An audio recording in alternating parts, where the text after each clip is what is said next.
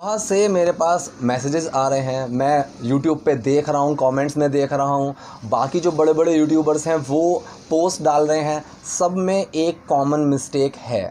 ठीक है, उस मिस्टेक के बारे में मैं डिस्कस करूँगा, उस मिस्टेक को सही कैसे करनी है, that will also I tell you. But before telling you the lesson what I am going to share with you today, I just want to share some couple of things.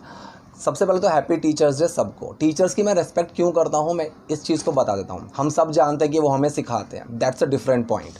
ठीक है, लेकिन जब आती है एक बात कि किसी चीज़ को मेंटेन रखना, कि अगर 50 लोग खड़े हैं और मैं वहाँ पे खड़ा होकर ये चिल्ला दूँ कि मैं आपको ये दूंगा, तो वो 50 लोगों की रिक्वायरमेंट है, उनमें से हो सकता है 40 मेरे साथ आ जाएं, क्योंकि मैंने उनका एक ट्रस्ट जीत लिया है। बहुत ईजी है ट्रस्ट जीतना। ठीक है, क्योंकि जिनको रिक्वायरमेंट होगी वो खुद ही आ जाएंगे। उससे भी ज़्यादा ईजी है टू ब्रेक दैट ट्रस्ट। अगर मैं उस ट्रस्ट को तोड़ूँ, वो उससे ज़्यादा ईजी है। मुझे 1 सेकंड लगेगा बोलने में, मैं नहीं कर सकता, मुझसे नहीं होगा, ट्रस्ट सारा गया।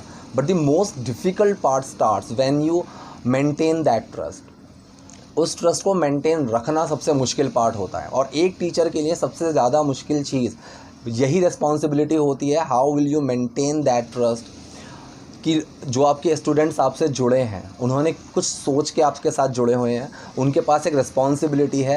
आपके स्टूडेंट्स को ये लगता है yes this guy is having some knowledge, this guy will give us a path and that person will make a better and we are not doing any kind of mistake by following him.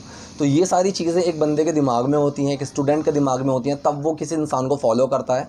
Now it's your responsibility how will maintain that trust. उस trust को maintain रखना, बनाए रखना, वो एक मुश्किल part होता है। इसीलिए मैं सारे टीचर की रिस्पेक्ट करता हूँ, क्योंकि वो इस चीज़ के लिए, in order to maintain that trust, उनको बहुत काम करना पड़ता है, सिखाने के तरीके ढूंढने पड़ते हैं कि आपको अपना पॉइंट अगले को समझाना है। That's a challenging job. एक होता है कि मुझे बहुत नॉलेज है, लेकिन मुझे यही नहीं पता कि सामने वाले को अपनी नॉलेज कैसे दूँ। So it takes some skills also, उसमें कुछ स्किल्स भी लगती हैं। तो ये चलो हो गई बात।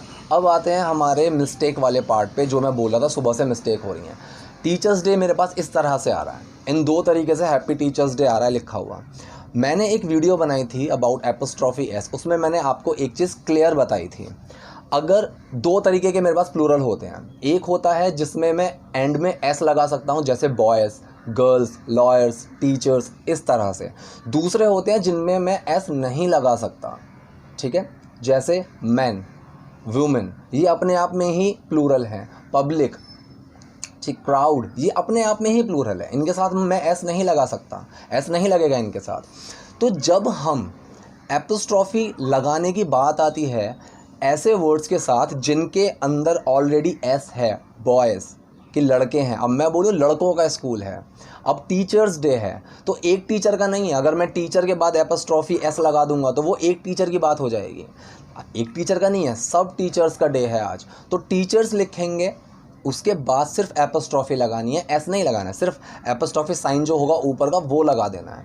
तो ये होता है एक प्रॉपर तरीका लिखने का। इतने बड़े यूट्यूबर्स की वॉल पे भी उन्होंने जो अपने साथ शेयर किया है, मैं वहाँ भी देख रहा हूँ कि वो भी यही मिस्टेक कर रहे हैं। Even I am not sure why these guys are doing such silly mistake.